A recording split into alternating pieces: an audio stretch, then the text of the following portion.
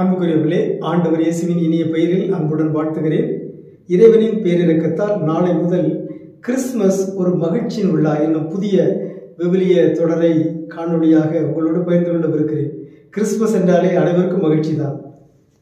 விவிலியமும் கிறிஸ்து பிறப்பின் போது யாரெல்லாம் மகிழ்ச்சி அடைந்தார்கள், கிறிஸ்து பிறப்புக்கு முன், கிறிஸ்து பிறப்புக்கு பின் யாரெல்லாம் மகிழ்ச்சி அடைந்தார்கள் என்கிற ஒரு 10 பட்டியலை நமக்கு தருகிறது.